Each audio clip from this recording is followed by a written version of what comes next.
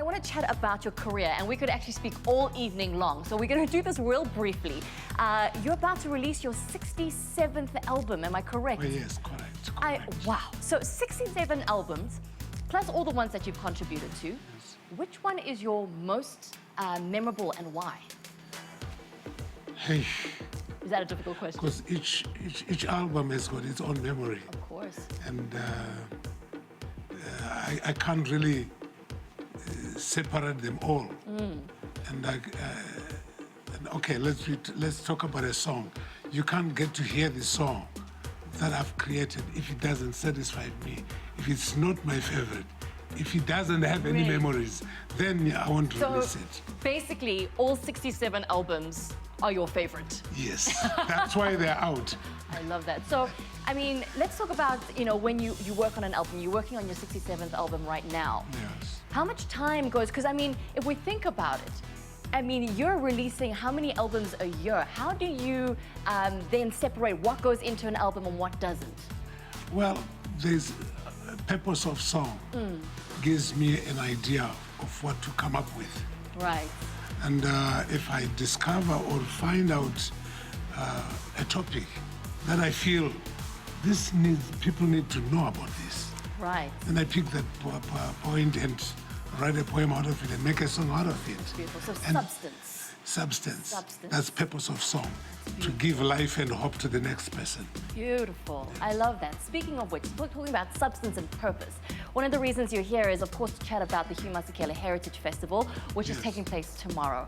Now, obviously, we know that Bra Hugh is decided to focus on his recovery, but you were supposed to perform alongside him, if I'm not mistaken. Oh, yes. But tomorrow you are performing. Tell us more about that, and what does this mean to you?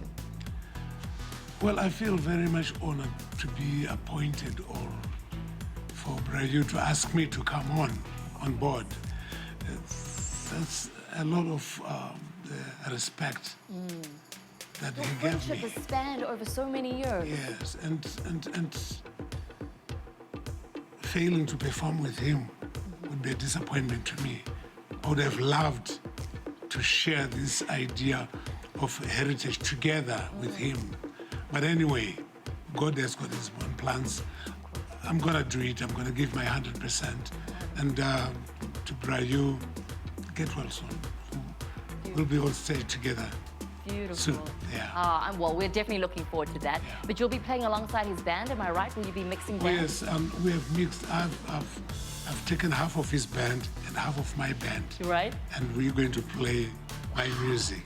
This is going to be an incredible performance. It's very interesting. It's very, very interesting. Well, we're definitely going to be there to support and see this incredible piece of art that will be taking shape tomorrow. We're very excited for that.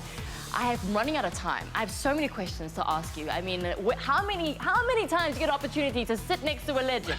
But my final question is, your career spans over, so many years, almost longer than people have been alive.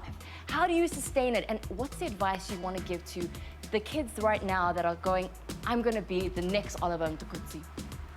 Well, I think the first thing is to be able to identify yourself, because there's a very thin line between your passion and who you are.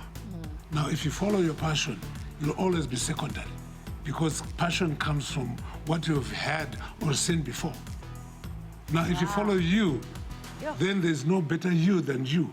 And if you don't do you, then the whole world has lost you. Wow. Dropping bombs here on a Friday night. Oliver Mtukudzi, thank you so much. I've learned a lot today. Thank you. Thank you very much. Thank you so much.